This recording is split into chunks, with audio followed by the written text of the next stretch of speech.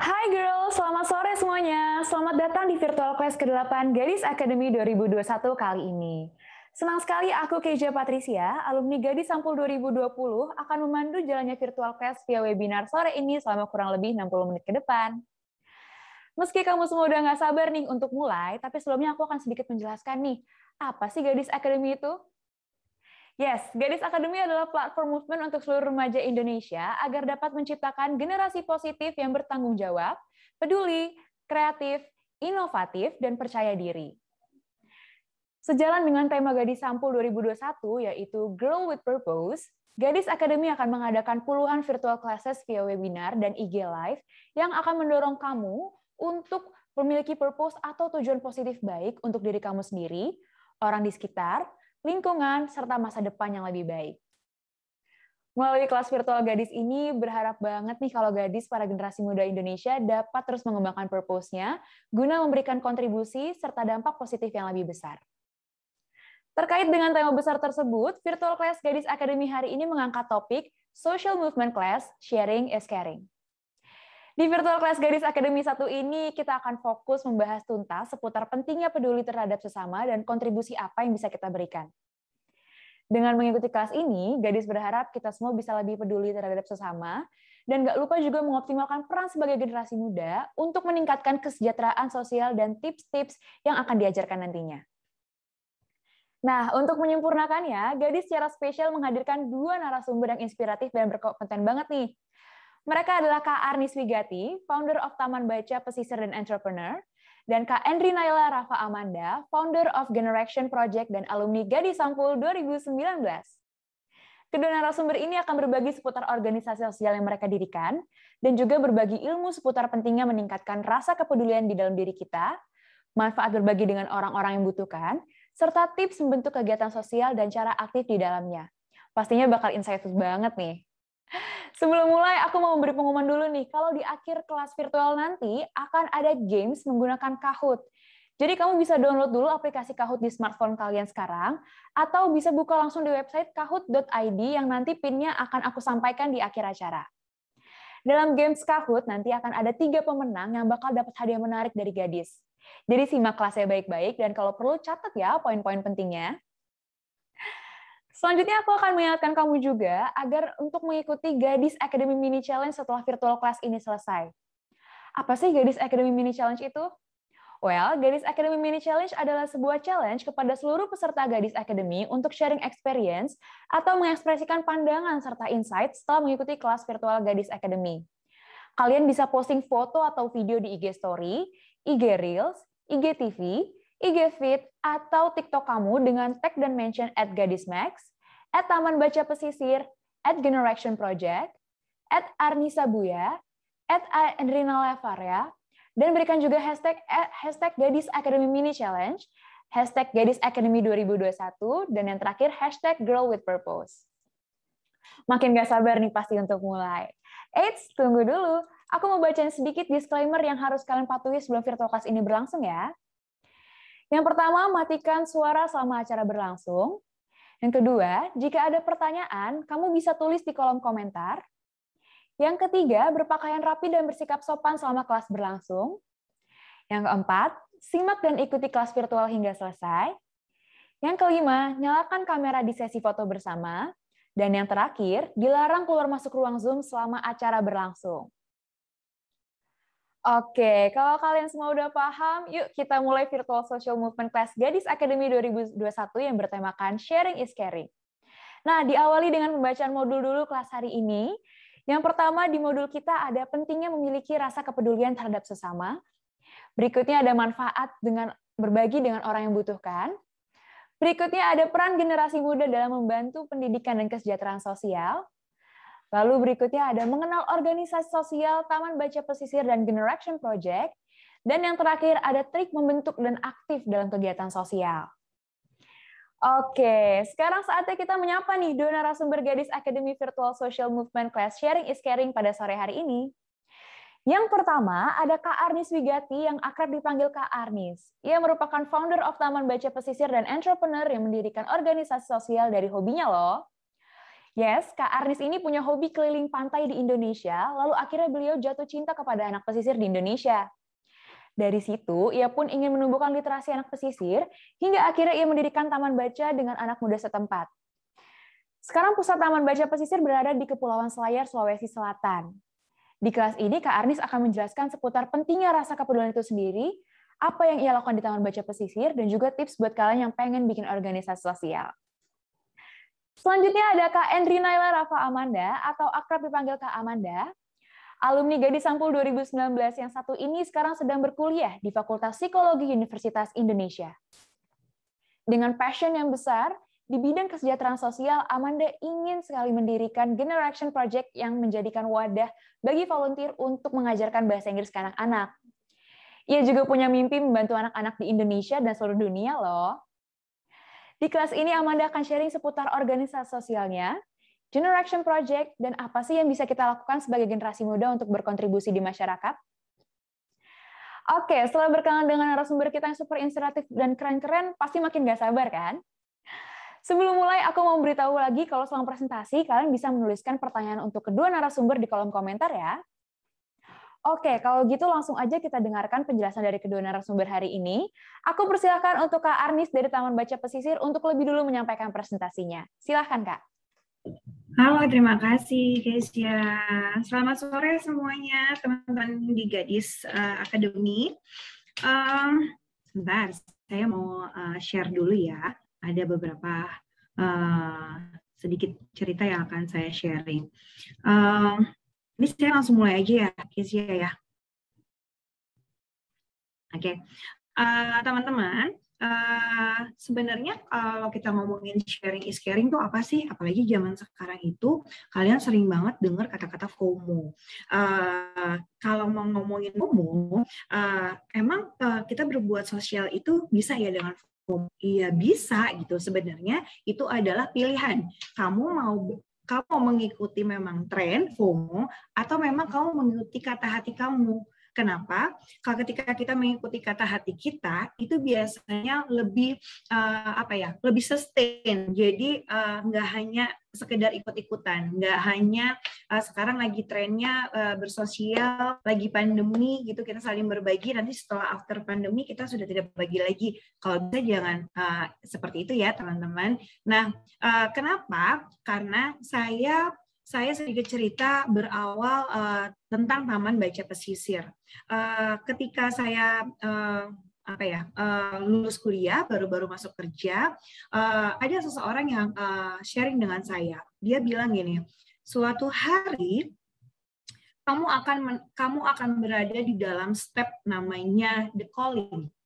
Saya waktu itu nanya, apa itu the calling? Udah deh, nanti kamu akan tahu. Itu waktu di mana kamu tidak memikirkan diri kamu sendiri saja. Walaupun kamu tidak punya sesuatu, tapi kamu selalu ingin berbagi dan berbagi. Nah, pada saat itu kayak ada masa-masa pencarian gitu ya, sambil berjalannya waktu. Ada satu momen di mana saya menemukan arti yang dibilang orang ini, the calling. Ini saya merangkai kata-kata sendiri aja. Jadi intinya adalah sebenarnya kita ini tuh sadar gitu tentang bagaimana kita mau bisa membuat sebuah perbedaan entah itu melalui gerakan atau melalui sebuah tindakan yang lebih konkret. Buat apa? Buat memberi manfaat. Tentunya bagi saya kita tidak ada artinya ketika kita menjadi seseorang kalau kita tidak bermanfaat buat orang lain tentunya. Nah, pasti kita juga akan pengen tahu dong gini, gimana sih caranya biar gue bermanfaat buat orang lain? Emangnya apa yang gue lakukan akan bermanfaat ya buat orang lain? Orang lain butuh gak ya? Itu yang dibilang kita ngikutin kata hati. Sebenarnya kita bertanya dulu gitu. Sebenarnya kita punya interest atau punya sesuatu concern itu di mana sih? Nah, kebetulan saya suka banget traveling.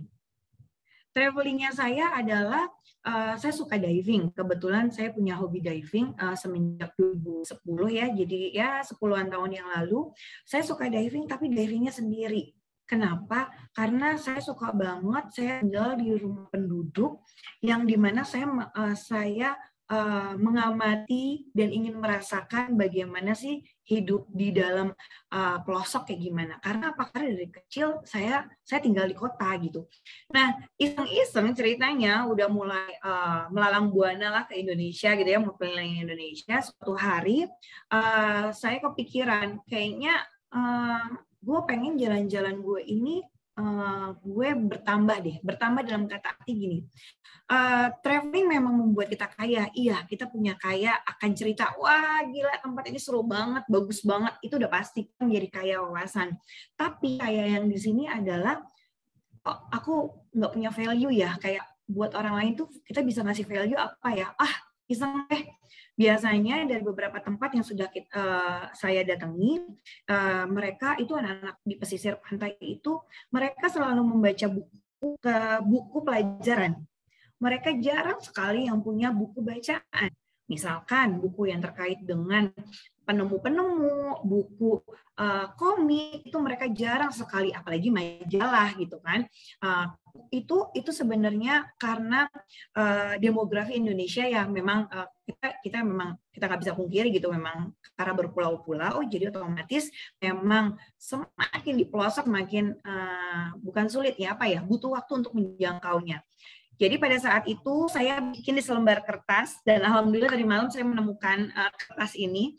Saya menulis gitu. Lalu pada saat zaman itu ada masih pad ya, nggak pakai Instagram gitu, pakai sosial medianya Facebook sama pad. Saya bilang, bulan depan gue mau jalan ke sini, kalau ada yang mau nitip buku, titip ya.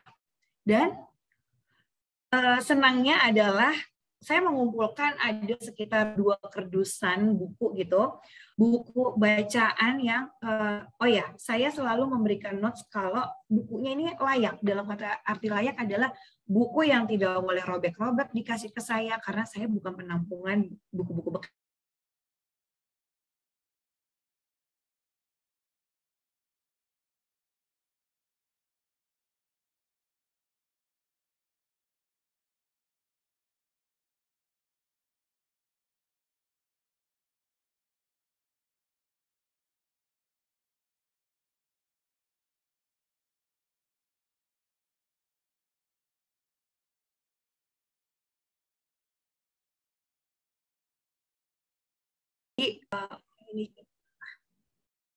Ramah karena melihat perempuan bawa barang-barang banyak pasti akan dibantu gitu. Nah, saya datanglah ke tempat taman bacaan yang dilakukan adalah kita pertama bagi-bagi buku, kita baca buku bareng-bareng, kita mewarnai. Jadi dalam satu hari sebelum saya melalang buana, saya sharing dulu sama teman-teman. Nah, habis itu baru deh saya diving, saya kemana. Nah, singkat cerita, nggak cuma ke Makassar, saya nyari info dan lain tempat. Mulai ada daerah di daerah Lombok gitu ya. Saya waktu itu difotokan dengan orang teman saya gitu, kenalan saya. Ketika saya melihat, kayaknya memang gue harus ke situ deh gitu. Pas lagi tahu memang itu mau jaraknya itu sekitar 3 jaman dari kota gitu, memang sangat jauh. Tapi nggak apa-apa, tapi ke situ saya worth it. Kenapa saya worth it? Saya semakin bersyukur. Saya semakin melakukan berbagi, semakin rasa syukur saya semakin banyak sama Allah dan sama keluarga saya gitu. Kenapa? Alhamdulillah saya waktu kecil merasakan sekolah memakai sepatu. Kalau teman-teman lihat di sini, adik-adik kita dia bukan nggak mau pakai sepatu, tapi mereka memang tidak mempunyai kebiasaan memakai sepatu. Ketika pada saat saya ini berbagi, ada sepatu, ada seragam gitu ya, mereka bilang sayang sepatunya dipakai nanti kotor gitu. Mereka lebih rela sepatunya kakinya yang lebih kotor daripada sepatunya. Dari Makassar lanjut ke Lombok, terus semakin banyak list-list daerah yang saya kunjungi dengan saya berbagi buku. Nah, pada akhirnya saya terpikir, kenapa ya nggak saya seriusin aja gitu.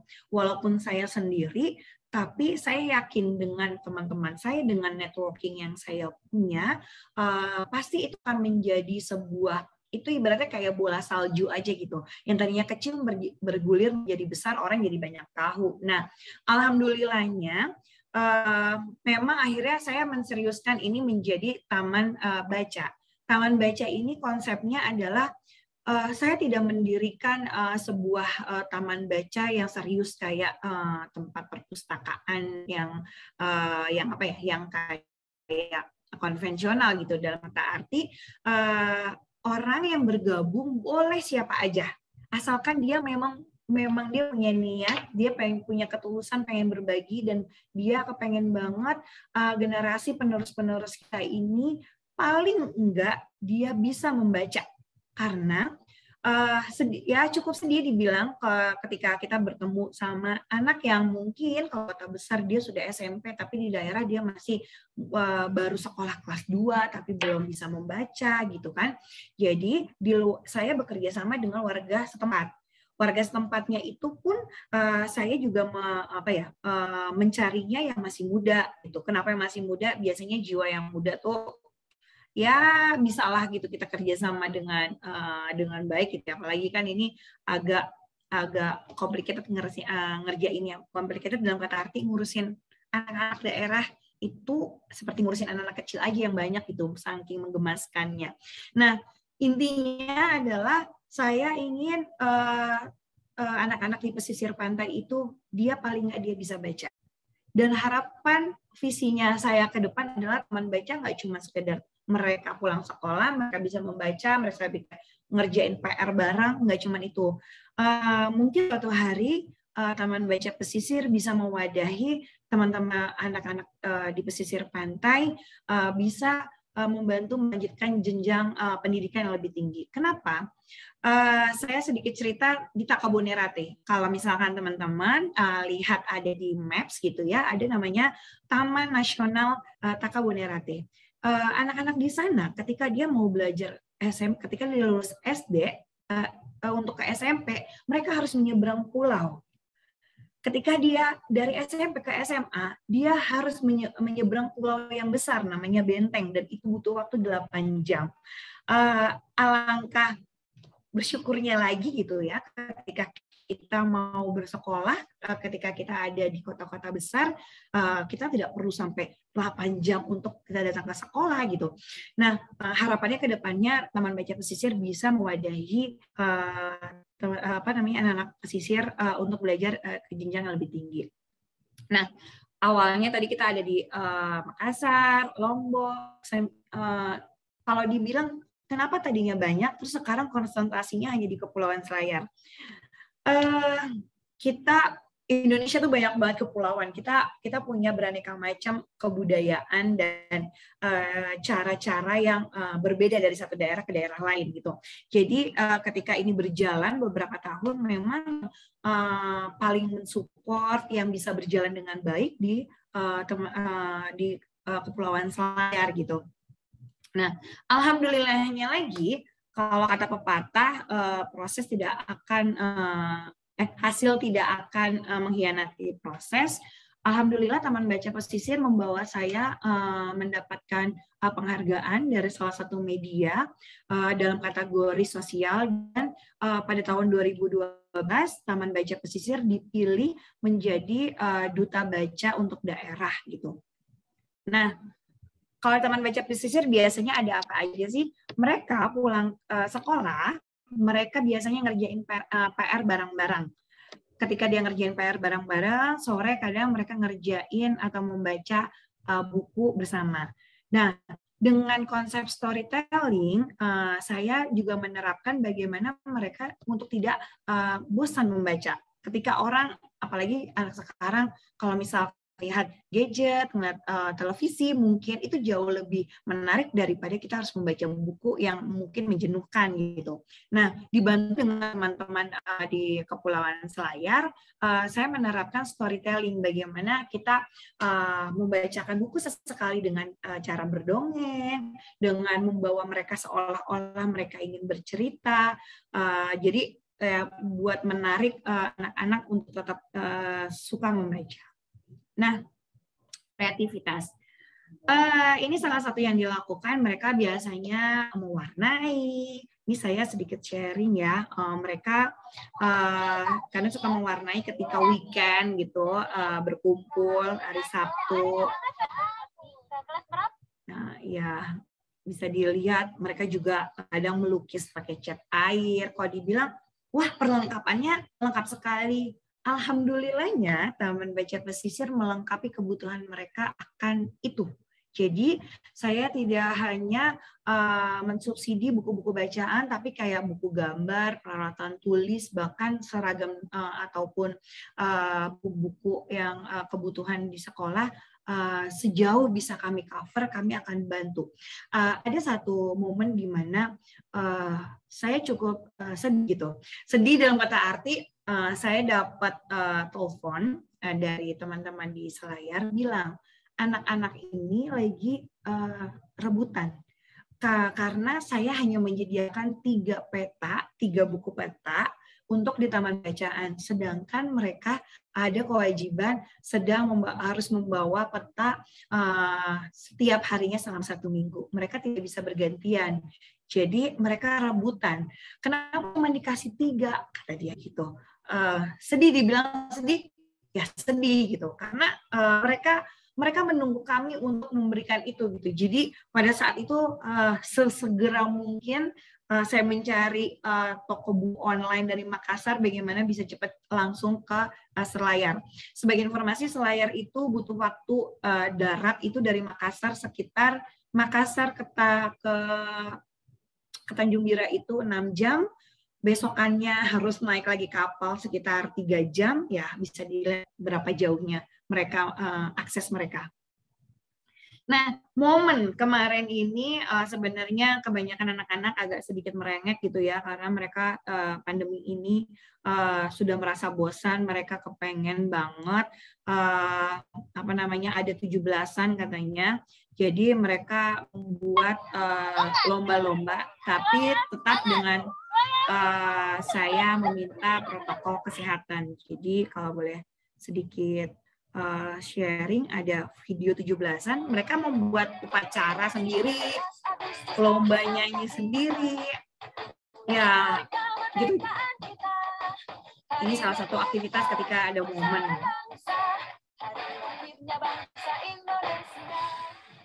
Oke, kita skip aja. Nah, momen lainnya lagi, karena kita sudah 18 bulanan ini pandemi, kemarin kami sempat membuat caranya Taman Baca Pesisir adalah kita selalu woro-woro untuk siapa yang mau mengirim kebutuhan yang mereka butuhkan. Misalkan saya bilang, saya butuh vitamin anak, saya butuh sabun cuci tangan untuk 25 anak gitu. Jadi ada paket masker, ada paket lain-lainnya, dan alhamdulillah kemarin sudah disalurkan, mereka happy banget gitu, dan mengajarkan mereka juga protokol kesehatan biar bagaimanapun pandemi belum berakhir, mereka juga harus membiasakan diri akan kesehatan.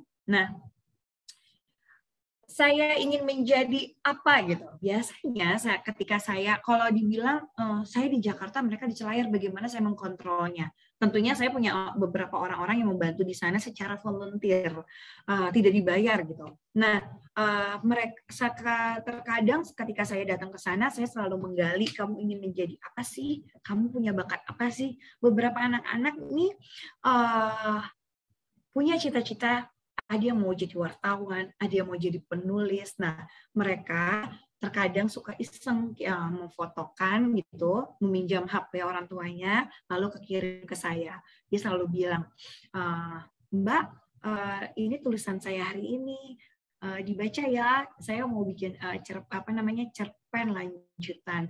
Nah, ketika kita sudah tahu ada beberapa anak yang memang tahu dia punya skill di bidang tertentu, tentunya saya akan mensupport dan mengasahnya dalam kata arti, tulisan ini bagus, coba kamu baca buku yang saya kirim, judulnya ini. Nah, di situ ada panduan bagaimana menulis yang baik gitu. Jadi mereka biar bisa semakin belajar lagi dan ya harapannya ya cita-cita dan harapannya mereka terkabul gitu.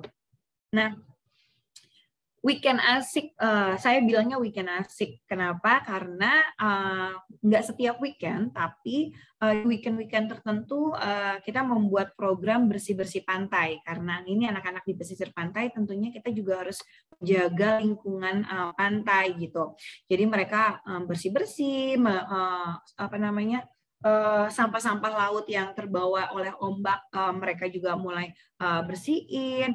Bahkan juga sampai mereka menata ulang buku biar nggak debu-debu gitu. Ini dilakukan sebelum pandemi ya, jadi memang belum pakai masker, ini jauh dari sebelum pandemi. Nah, kalau boleh sharing, gimana sih buat kegiatan sosial? Teman-teman di sini nggak usah bingung atau mikir yang ribet-ribet gitu ya, kalau zaman anak sekarang. Simple aja, yang penting apa? Yang penting kamu tahu, kamu ingin berbagi. Kamu ingin berbaginya apa, kamu juga harus tahu. Karena dengan kamu cari tahu kebutuhan. Sebenarnya, aku lebih concern untuk gerak orang peduli akan lingkungan. Biar iklim di dunia ini semakin baik. Oh, berarti kita harus cari tahu tuh tentang lingkungan, apa yang butuh disupport. Daerah mana yang butuh disupport, targetnya seperti apa yang butuh disupport, anak-anak kah, anak remaja kah, orang tua kah, atau seperti apa gitu. Jadi kita juga observasi dulu sebelumnya. Nah, tentunya kita juga harus bikin program-program yang berkaitan dengan semangat berbagi, karena percaya deh, sesuatu hal yang memang datangnya dari hati dan membawa kebaikan untuk orang lain, kebaikan bersama, kita nggak akan pernah rugi. Saya bilang berbagi itu nggak pernah rugi, walaupun kalau boleh jujur di teman-teman Gadis Akademi ini, sejauh ini saya masih memakai tabungan saya untuk melakukan Taman Baca Pesisir. Ketika saya bekerja, saya punya usaha, saya menyisihkan. Kadang saya membuat program atas usaha saya, beberapa persennya saya sisihkan. Biar apa ya? Iya, biar enak aja gitu, karena sesuatu hal yang dibagi-bagi itu nggak pernah rugi, itu akan datang lagi kok ke kita. Saya meyakinkannya seperti itu. Transparan di sini adalah ketika kita membuat kegiatan sosial, nggak hanya woro-woro yang kita harus transparan ke orang-orang, tapi kita juga transparan dengan apa yang kita lakukan, dengan apa yang telah kita keluarkan, dengan apa yang kita sudah dapat, karena ini semua adalah sebenarnya titipan. Dalam kata arti adalah kegiatan sosial kan kegiatan berbagi, lebih bukan kegiatan komersial. Jadi daripada sesuatu hal yang seharusnya tidak menjadi sensitif, jadi sensitif, lebih baik ya kita harus transparan. Nah, salah satu programnya mungkin bisa dilakukan adalah yang sudah dilakukan sama Taman Baca Pesisir. Kita ada kolaborasi dengan restoran Abuba. Jadi kita ada outlet beberapa tempat. Kita jadi ada book drive-nya gitu. Kita jadi disediakan kotak, pengunjung bisa naruh buku bacaan, bahkan buku tulis, apapun perlengkapan sekolah ke situ. Nanti di setiap 2 minggu sekali biasanya saya keliling untuk mengambil barang-barang itu sampai batas pengumpulan akhir, baru nanti kita kayak ada serah terima. Begitu juga dengan ada kafe di bilangan Bintaro, kita juga pernah kerjasama dengan hal yang serupa. Nah, kalau ini kerjasama dengan UMKM, jadi ada UMKM bisnis rumahan, dia menjual jamu gitu ya. Jadi dengan membeli paket berapa botol jamu sama dengan menyumbang satu buah buku untuk Taman Baca Pesisir. Nah, itu juga pernah kami lakukan, dan kalau teman-teman di sini ingin melakukan hal yang serupa, silakan, atau dengan menggandeng Taman Baca Pesisir dengan senang hati. Saya juga mau gitu, dan pernah kerjasama dengan karyawan perusahaan. Jadi biasanya kalau di perusahaan ada apa ya, kayak ikatan karyawan gitu, mereka mau buat CSR, jadi mereka menggandeng kami, mereka memberikan sepatu sekolah, baju seragam untuk dibagi-bagikan gitu. Lalu, nah ini sebenarnya kolaborasi kami dengan Hokkabento. Jadi kita mengambil momen pada saat waktu ada gempa di Lombok, banyak anak-anak Lombok yang rumahnya itu hancur gitu ya. Kita membuat program trauma healing. Trauma healingnya adalah dalam satu hari mereka bebas mau ngapain aja adalah mereka bisa bercerita, mereka ikutan lomba, mereka mau main, ada yang lomba baca surat, lomba mengaji gitu. Jadi macam-macam. Kalau boleh sedikit sharing, ini daerah agak di pelosok banget gitu ya, rumah mereka hancur. Tapi mereka ada satu balai yang dimana mereka bisa kumpul dan mereka sekolah di situ. Jadi pada saat itu kami datang ke situ untuk membawa, yang kami bawa bukan buku bacaan, tapi yang kami bawa adalah mainan. Satu orang akan mendapatkan mainan, dan ya membuat mereka happy, dan sedikit menghilangkan traumanya akan bencana yang telah mereka lalui. Nah, cara joinnya gimana sih? Ada berbagai cara sebenarnya. Kalau di sini dibilang donatur, donatur tidak melulu dalam bentuk uang gitu ya. Donatur dalam bentuk barang, saya malah nggak pernah. Saya jarang menerima uang cash, kecuali kita kerjasama dengan perusahaan atau lembaga gitu. Kalau dari perseorangan saya jarang mau menerima uang cash. Saya maunya dalam bentuk barang, kayak misalkan, oh ya aku butuh masker 25 box gitu. Ya udah, dibawain aja 25 box daripada ini uangnya belanjain. Saya kalau personal saya tidak mau menerima itu. Jadi teman-teman kalau misalkan punya buku bacaan apa aja, tapi bukan buku pelajaran ya, yang teman-teman mungkin sudah tidak dibaca lagi, boleh tinggal kontak DM ke Taman Baca Pesisir, atau boleh juga WhatsApp ke nomor saya. Nanti bisa kami salurkan ke teman-teman pesisir di Selayar. Terus kalau mau jadi volunteer, gimana? Volunteer dengan berbagai macam cara, itu bisa banget. Dengan teman-teman bisa membantu woro-woro mengkomunikasikan Taman Baca Pesisir. Kalau kita punya program atau kita punya acara, itu juga udah bagian dari volunteer. Sebenarnya kami punya program indah ketika pandemi belum hadir di Indonesia ya. Rencananya sebenarnya kami akan membuka taman baca di Takabonerate gitu, dan di beberapa pulau sekitar di Kepulauan Selayar. Tapi karena udah keburu pandemi, jadi itu agak sedikit mundur. Rencananya saya akan membuka volunteer cukup besar gitu, dalam kata arti teman-teman apalagi di Jakarta bisa join, atau teman-teman di kota-kota lain bisa join. Nanti kita meet up untuk kita bisa kalian bisa berbagi langsung dengan teman-teman di Taman Baca Pesisir. Begitu dari saya, dan teman-teman Baca Pesisir mengucapkan terima kasih. Begitu Kezia dari saya ceritanya. Oke, terima kasih Kak Arnis.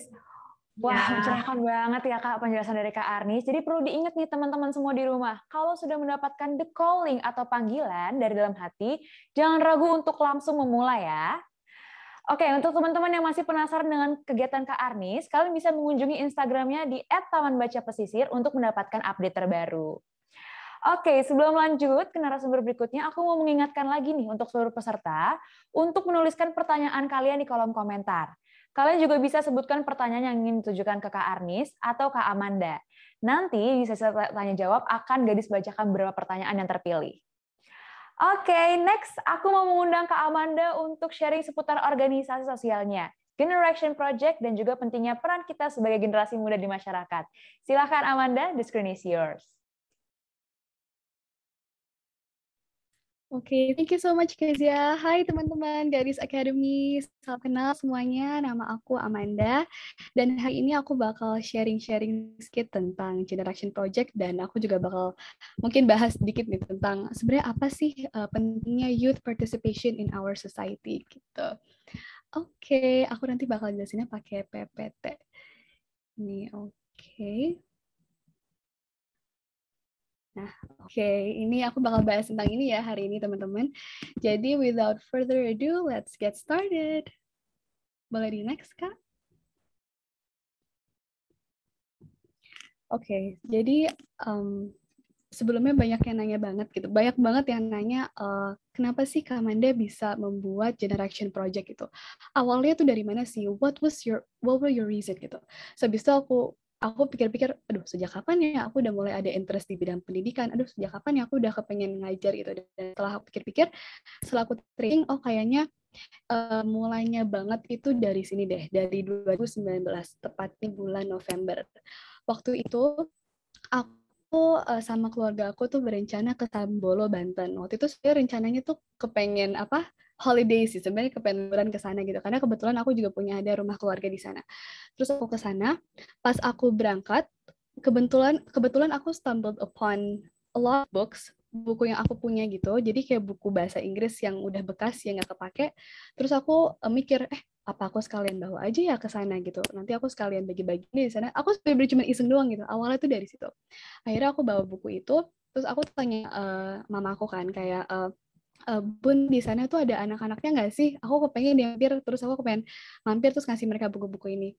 Oh boleh, yaudah kamu sekalian aja tuh ngajar gitu. Kamu sekalian ngajar aja bahasa Inggris gitu. Terus aku kayak, oh boleh sih, boleh gitu. Karena emang sebelumnya aku juga udah sama keluarga aku tuh sering visit-visit di panti asuhan ya. Jadi kayak mungkin ada faktornya dari situ juga gitu. Aku juga sering visit-visit sama keluarga. Aku suka jadi seksi acara yang buat games. Aku juga ikut ngajar-ngajar juga gitu. Dan akhirnya aku kayak, oh oke, apa aku langsung aja ya, aku pengen ngajar juga di sana, iseng-iseng aja gitu. Akhirnya aku waktu itu iseng-iseng doang tuh. Pertamanya aku bawa papan tulis seadanya yang aku punya di rumah, aku bawa marker, terus aku bawa buku-buku tuh, buku-buku bekas yang bahasa Inggris yang aku punya di rumah gitu.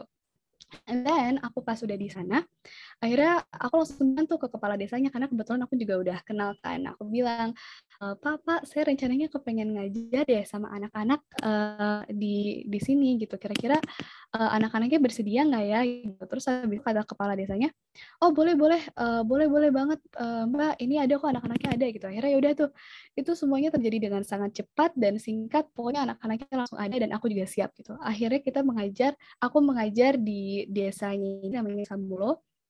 Dan kita mengajar nih di rumah di sini nih, kalian bisa lihat di picture ini.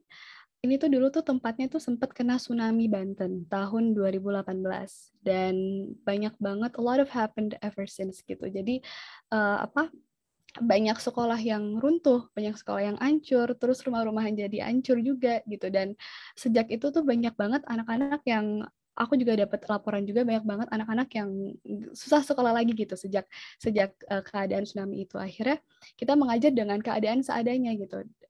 Aku ngajar di sini, bayangin ini rumah loh, tadinya ini rumah, atapnya hilang, semuanya hilang, pintunya hilang, tinggal pintu satu ini yang ada gitu. Dan akhirnya nggak ada tempat lagi, dan aku akhirnya memutuskan untuk mengajar di sini. Dan waktu itu aku ngajarin alfabet, kalau nggak salah pelajaran alfabet dan juga basic numbers gitu. Dan aku lihat di sana anak-anaknya tuh ada 15 gitu ya, di sana ada 15.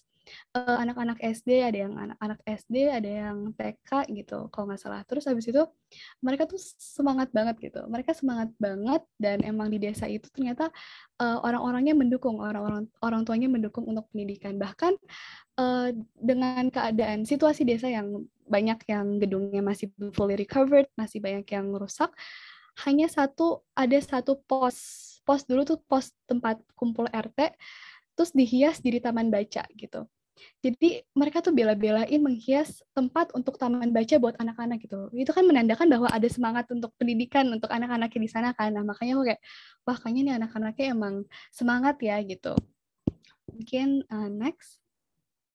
Nah, setelah melakukan ngajar itu, waktu itu aku sayang sekali ngajarnya cuma sebentar doang karena keterbatasan waktu. Waktu itu aku ada urusan lain lagi. Setelah aku ngajar, banyak banget anak-anak yang langsung nyamperin aku kayak, Kak, aku pengen belajar lagi deh, aku pengen belajar bahasa Inggris lagi. Kak, gimana ya caranya aku bisa belajar bahasa Inggris di rumah gitu-gitu. Pokoknya intinya anak-anak tuh seneng banget ternyata. Aku gak nyangka awalnya aku iseng gitu. Kok ternyata mereka seneng dan enjoy dan they want it more gitu. Mereka tuh mau lagi gitu. Terus sayangnya waktu itu aku nggak bisa melanjutkan. Terus abis itu challenge-nya adalah kalaupun aku mau memulai lagi ada challenge-nya gitu. Yang pertama waktu itu aku cuman sendiri. Waktu itu aku ngajar cuman sendiri dan super singkat, mungkin kayak cuman sejam doang atau setengah jam gitu. Gak ada not enough resources, terus no teachers available. Waktu itu aku cuman sendiri doang.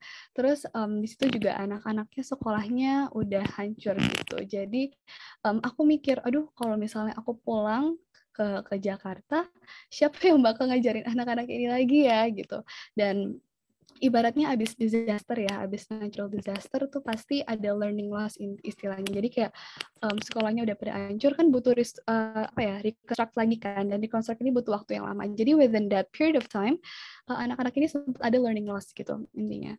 Terus aku sedih banget, jujur aku nggak bisa melanjutkan lagi di sana waktu itu karena juga keterbatas, dan aku mikir, aduh apa yang bisa aku lakukan ya biar anak-anak ini tetap belajar gitu, tapi mungkin nggak ada aku mungkin nggak bisa di sana, apa yang bisa aku lakukan gitu. Mereka mau belajar bahasa Inggris gitu, mereka punya minat yang tinggi untuk belajar bahasa Inggris gitu. Terus akhirnya next boleh Kak? Nah, terus aku mikir, oke, ada problem anak-anak kepengen belajar bahasa Inggris gitu di mana di desa yang jauh gitu, di remote areas, di desa yang mungkin tertinggal gitu.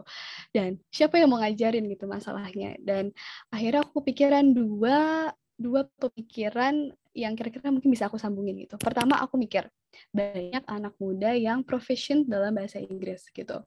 Oh, ternyata banyak ya anak-anak yang seumuran aku kayaknya yang minat di bahasa Inggris juga deh. Jadi kayaknya aku nggak sendiri gitu. Aku bisa ngajak teman-teman juga. Aku bisa ngajak-ngajak anak muda yang punya interest di bahasa Inggris juga buat mengajar gitu. Dan aku pikir kayaknya anak-anak ini juga lebih nyambung kalau misalnya gurunya ini atau pengajarnya ini dari anak muda gitu. Takutnya kan kalau age gap-nya jauh mereka kayak kurang nyaman gitu kan ya.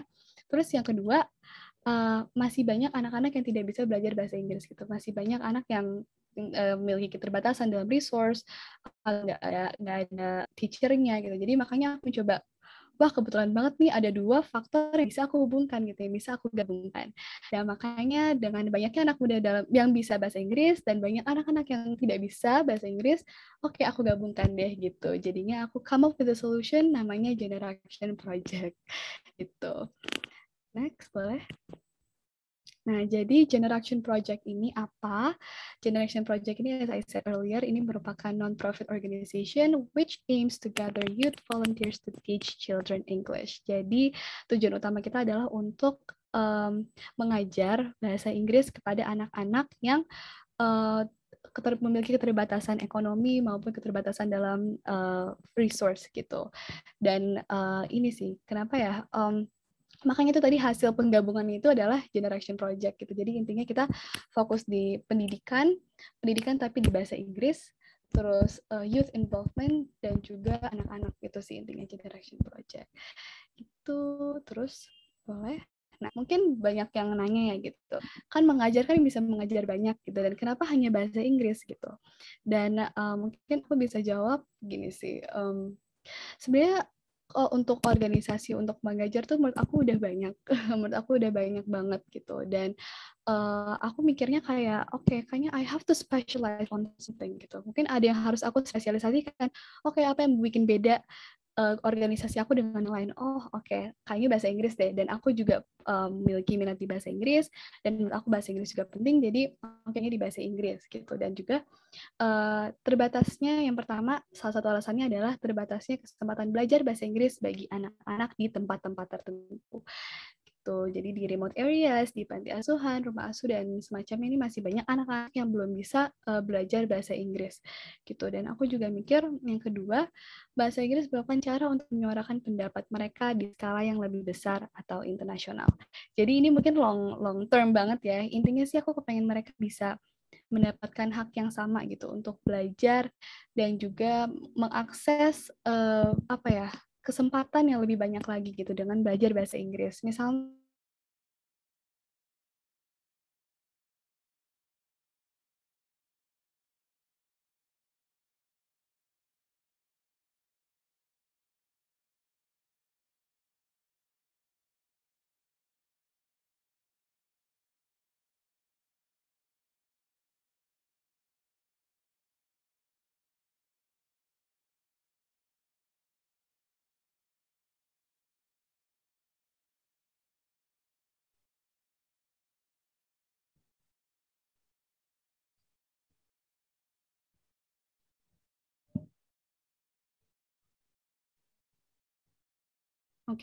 so ini aku lebih jelasin ke namanya sih, kenapa namanya generation gitu. Nah, sebenarnya aku menggabungkan kedua kata ini, generation of action. Kenapa generation of action? Karena aku mikirnya kita tuh generasi yang bisa membuat aksi, bisa membuat sebuah inisiatif gitu. Jadi kita kan generasi penerus bangsa ya teman-teman, jadi kita memiliki kesempatan buat memberikan dampak positif kepada lingkungan kita.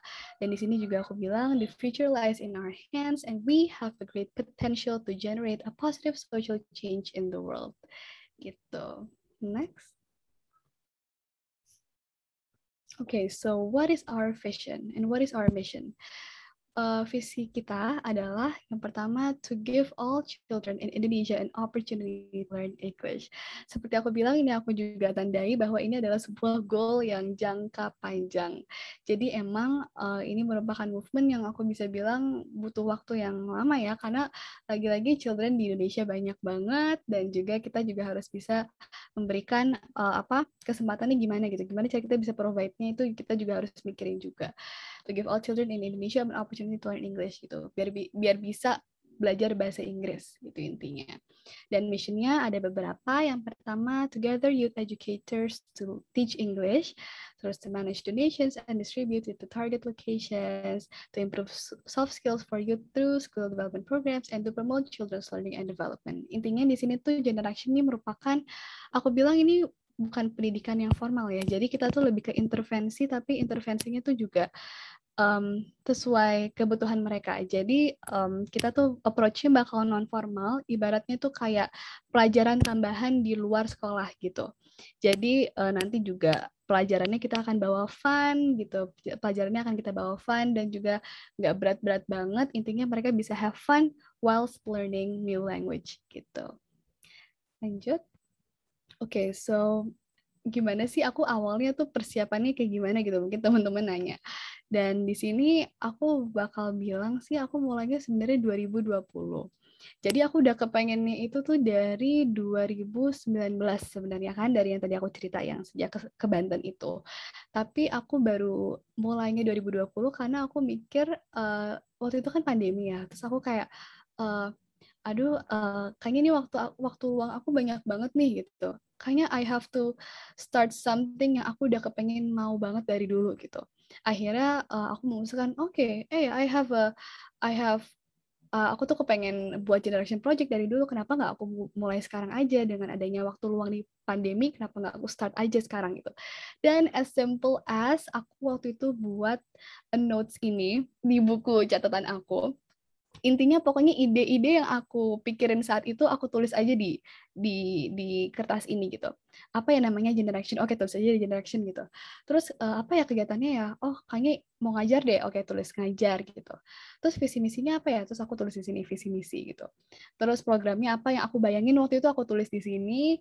Terus aku mikirnya gimana cara rekrut volunteersnya aku tulis di sini, terus dan lain-lain. Pokoknya hal-hal kecil yang aku pikirin detailnya itu tentang organisasi itu aku tulis di as simple as di notes kecil seperti ini gitu. Dan ini aku jadikan acuan ke depannya buat aku buat generation project itu. Dan aku juga waktu itu buat di notes, as simple as buat notes di HP deh. Aku tuh juga buat kayak gimana set the structure, write the vision mission, create Gmail, create Instagram, set logo, dan semacam-macamnya gitu. Dan waktu itu aku juga masih nyelenggarainnya sendiri. Aku masih buat apa-apa sendiri kayak persiapannya, terus Instagramnya, aku juga edit contents-nya juga masih sendiri. Aku juga desain postnya juga masih sendiri gitu. Jadi awalnya aku mulai sendiri. Dan dari hal-hal kecil seperti ini. Jadi tips aku adalah kalau kamu ada ide langsung catat di buku, di kertas, di HP terserah. Pokoknya apa ya, ide itu berharga banget sih menurut aku. Jadi langsung tulis aja yang ada di pikiran kamu aja gitu. 5W and 1H gitu. Kamu tulis aja di situ yang bisa kamu pikirin. And then I would say do some research gitu. Kayak aku kayak mau buat non-profit ini deh. Gimana ya caranya ya? Terus aku lihat di Google gitu misalnya. Terus aku juga lihat di Instagram main gitu. Terus pokoknya kamu langsung aja tulis yang kamu bisa pikirin. Lanjut. Oke, so what is program kita tuh apa aja sih dan past projects yang udah kita lakuin apa? Jadi program Generation ini ada 3 sebenarnya. Yang pertama ini ada teaching, yaitu kan program utama kita yaitu mengajar dengan mengajak volunteer-volunteer anak muda yang mau ngajar bahasa Inggris nanti ikut di Generation, nanti ikut bantu ngajar juga. Terus yang kedua ada donasi, namanya Donate to Educate, di mana kita ini menerima bantuan berupa donasi donasi barang atau fund nanti akan kita bantu salurkan ke tempat-tempat yang udah kita ajak kerjasama gitu. Dan ini kalian bisa lihat sendiri juga. Terus lanjut aja. Okay, ways to get involved in Generation. Yang pertama, I would say volunteer as a Gen teacher. Jadi kalian volunteer sebagai pengajar muda untuk bahasa Inggris di Generation, terus participate in our upcoming activities or events, and then donate through us, boleh books, goods, toys, and funds. Pokoknya items yang bisa menunjang kebutuhan pendidikan mereka gitu. Or maybe join our team. Boleh banget loh teman-teman. Lanjut. Oke, so this is our team. Kita sejauh ini udah ada 24 orang. Di sini divisions kita ada project and event, yang ngurusin teaching, nanti yang bakal jadi teachers-nya mereka, yang ngurusin donations juga mereka, yang ngurusin event-event itu mereka. Terus ada public relations, ada graphic design, dan juga ada content writer gitu. So be a part of our journey for a better education. Lanjut. Oke, so aku mungkin udah jelasin ini dari sudut pandang aku, dan aku bakal jelasin nih kenapa youth participation ini penting banget gitu. Menurut aku youth-led initiatives ini really works, beneran ada impact-nya gitu, I would say, karena hal-hal kecil yang dilakukan secara bersamaan itu tuh pasti bakal ada impact-nya gitu in the long term. Jadi kalau misalnya kita udah mulai dari sekarang, imagine the impact in the long term, itu pasti bakal bermanfaat banget gitu. Terus yang kedua ada generasi kita punya influence yang sangat besar gitu. Kita punya influence terutama di teknologi ya, di social media. Jadi kita bisa memulai influence dari situ gitu. Dan juga kita generasi anak muda tuh banyak loh demografisnya di Indonesia. Jadi kita bisa memanfaatkan hal itu. Terus adds new skills and experiences. Terus encourage you to identify their own interests. Jadi aku jadi tahu passion aku di mana, interest aku di mana, dan aku juga jadi tahu aktivitas yang aku akan ambil ke depannya itu seperti apa gitu. Terus things to remember. Ada beberapa. Yang pertama, it only takes an idea to start any initiative gitu. Pokoknya kalau ada ide langsung catat and then do it.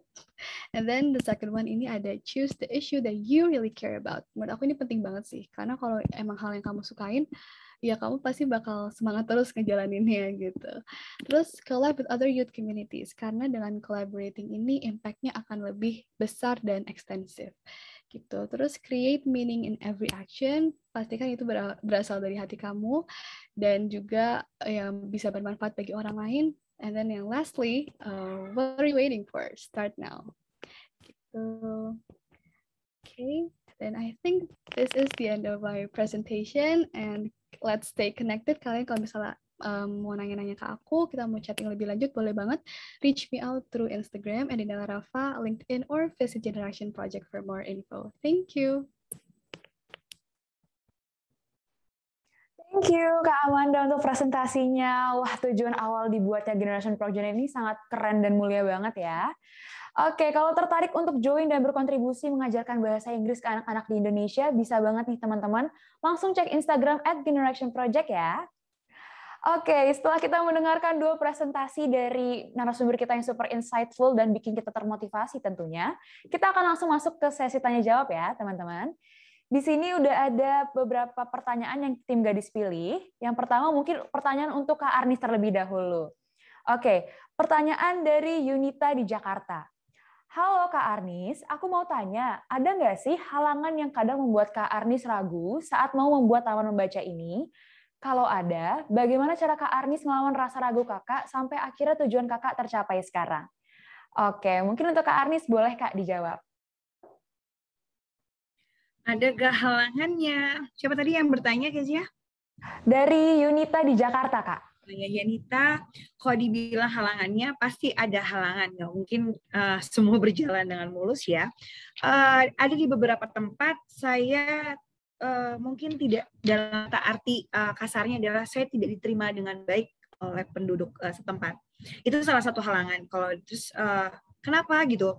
Ada tempat-tempat yang dimana mereka tidak butuh disupport untuk membaca buku atau perlengkapan, tapi mereka membutuhkan uang. Nah, itu yang tidak bisa saya berikan gitu. Kalau terus gimana? Itu dibilang bikin saya patah, tapi saya harus ingat kembali tujuan saya untuk Taman Baca Pesisir apa sih gitu. Jadi patah itu akan ya paling patah cuman sedih pada 1 hari 2 hari, habis itu kayak oh ya udah, saya harus ingat saya punya adik-adik di sana banyak banget yang masih bisa kok yang saya bantu gitu, nggak hanya di tempat itu. Maka dari itu kayak seleksi alam aja sih sebenarnya. Nah, ada tempat-tempat yang memang bisa saya support, memang tidak, ya itu ya nggak apa-apa gitu. Saya menganggapnya kayak ya nggak apa-apa, ada kok yang emang jodohnya nanti untuk kita support bareng-bareng gitu. Oke, thank you Kak Arnis. Jadi itu tadi teman-teman ya, pasti halangan tuh selalu ada, tapi gimana kita lebih bijaksana aja untuk menghadapinya. Oke, thank you Kak Arnis. Berikutnya langsung saja pertanyaan untuk Kak Amanda. Oke, ini pertanyaan dari Putu Daratika, 15 tahun dari Bali. Halo Kak Amanda, aku mau nanya Kak, di umurku yang masih belasan ini, apa sih yang bisa aku lakuin untuk berbagi? Apa aksi nyata yang bisa aku lakuin dan benda apa yang cocok untuk aku bagikan Kak? Karena aku masih 15 tahun dan aku nggak bisa ngelakuin banyak untuk hal di luar batasanku. Kira-kira hal kecil apa yang bisa aku lakuin Kak untuk berbagi? Oke, Kak Amanda boleh dijawab Kak? Thank you so much Putu ya for the question. Itu menurut aku pertanyaannya bagus banget. Menurut aku umur tuh bukan menjadi batasan sih menurut aku, karena aku juga mulai ini masih muda banget. Aku masih SMA waktu itu, masih walaupun aku juga sekarang masih 18 tahun ya, waktu itu aku kayak 16 tahun deh kalau nggak salah. Dan banyak banget cara buat berbagi gitu. Kamu bisa berbagi tuh nggak harus dengan barang gitu, bisa juga berbagi dengan ilmu kamu. Mungkin misalnya kamu memiliki passion di bidang akademik gitu misalnya, atau misalnya kamu passion di bidang mental health, oke, kamu boleh kok berbagi, simple berbagi ilmu gitu, mungkin di media sosial atau ke adik-adik yang kamu kenal, mungkin di tetangga-tetangga kamu gitu. Jadi banyak banget caranya bisa membagikan ilmu, bisa membagikan benda-benda, mungkin donasi barang-barang yang kamu punya di rumah, dan sebenarnya nggak ada batasannya gitu. Jadi kamu yang penting know what your interest is, apa yang kamu suka, apa yang bisa kamu bagikan dari situ, dan I think it would make a great impact banget sih buat sekitar kamu. Thank you Kak Amanda. Jadi itu ya teman-teman ya, kalian bisa berbagi apapun, hal kecil seperti ilmu tuh bakal besar dampaknya untuk lingkungan kalian. Oke, setelah puas mendengar jawaban dari kedua narasumber atas beberapa pertanyaan tadi, sekarang gadis mau menguji nih wawasan kalian seputar topik yang sudah kita bicarakan di virtual class ini. Sesi games akan menggunakan Kahoot, so aku undang seluruh peserta untuk segera masuk ke Kahoot sekarang ya. Caranya mudah banget, kalian tinggal buka kahoot.it dan ingat, kahoot.it ya teman-teman, bukan .com. Lalu masukkan game pin-nya, nanti akan ada 3 nama dengan skor yang tinggi yang berhak mendapatkan hadiah dari Gadis. Oke, game pin-nya adalah 1, 8, 0, 5, 7, 0, 4. Game pin untuk kahoot.it-nya adalah 1805704. Oke teman-teman, nanti akan ada 3 nama dengan skor tertinggi yang berhak mendapatkan hadiah langsung dari Gadis. Maka dari itu teman-teman jangan sampai ketinggalan ya kahoot.it-nya. Oke, teman-teman aku lihat masih banyak yang belum bergabung nih. Aku akan bantu bacakan pinnya lagi ya. Game pin kahoot.it-nya 1805704. Teman-teman boleh bergabung sekarang karena gamesnya akan mulai dan nanti akan ada 3 pemenang yang mendapatkan hadiah menarik dari Gadis.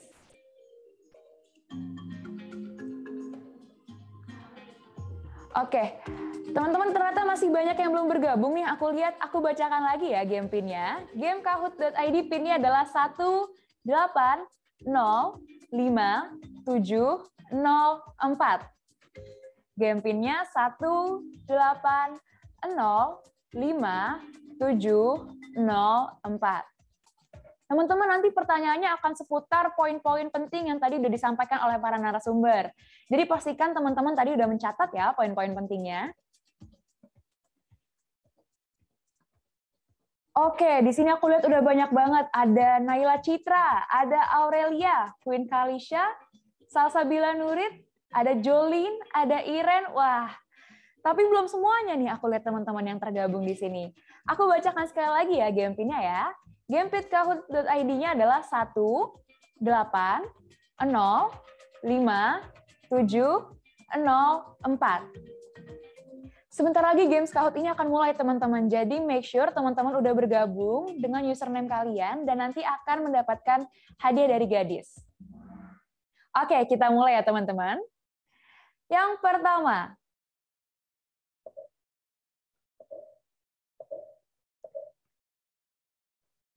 Taman Baca Pesisir adalah sebuah organisasi yang mendonasikan apa? Merah buku, kuning emas, hijau taman, biru smartphone.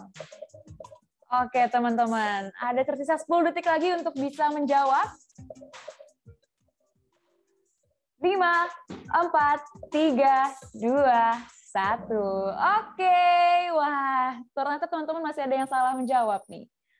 Oke, ini peringkat urutannya teman-teman. Oke, kita akan langsung ke kuis berikutnya ya. Pusat Taman Baca Pesisir sekarang ada di merah Kepulauan Seribu, kuning Kepulauan Selayar, hijau Kepulauan Ambon, dan biru Kepulauan Mentawai.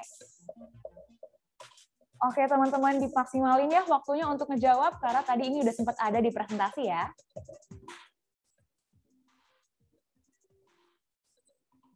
Oke, jawabannya adalah Kepulauan Selayar. Kita akan langsung ke soal berikutnya.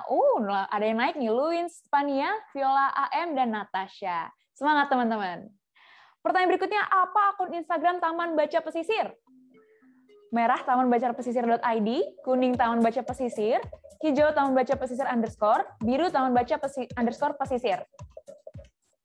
Kalau teman-teman perhatiin pasti tadi tahu nih jawabannya apa.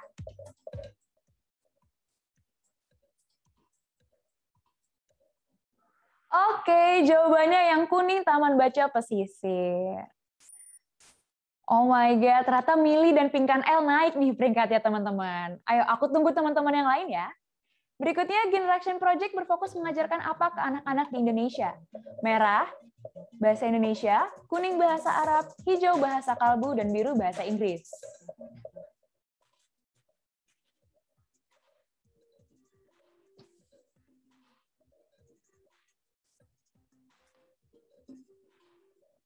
Oke, jawabannya adalah biru bahasa Inggris. Wah, Luin Stefani aku lihat masih tetap pada posisinya ya. Oke, kita akan next ke soal berikutnya. Nama generation merupakan gabungan dari merah, generation of ancient, kuning, generation of action, dan hijau, generation of traction, biru, generalized action.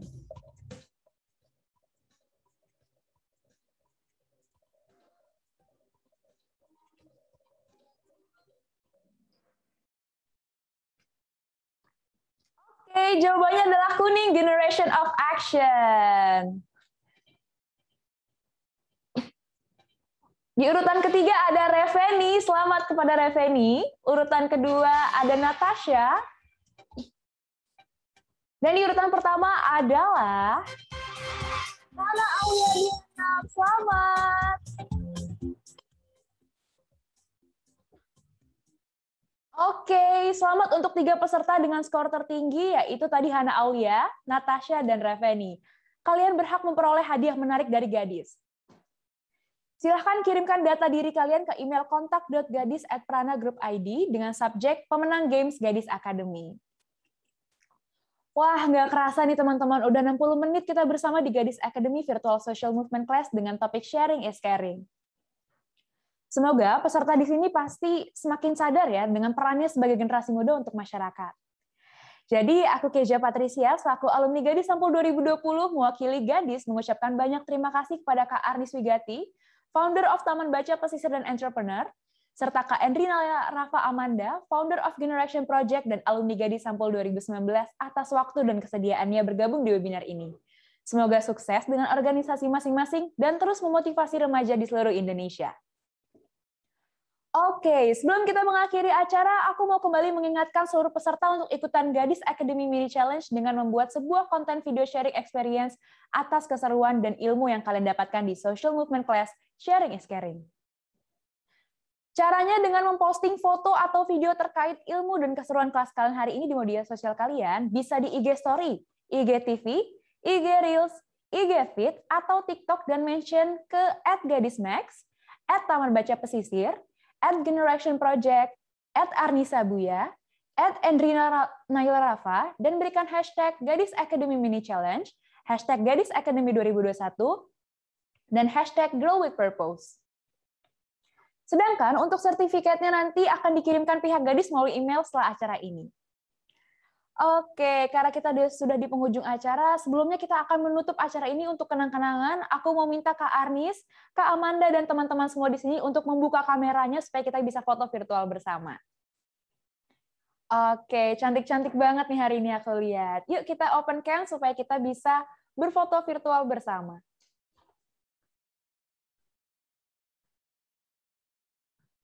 Oke, dimulai ya. Siap ya teman-teman ya. 1, 2, 3.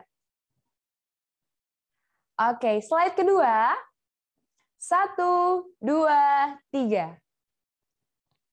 Oke, slide terakhir. 1, 2, 3. Oke, terima kasih teman-teman semua. Sampai jumpa di kelas virtual Gadis Academy selanjutnya. Dadah!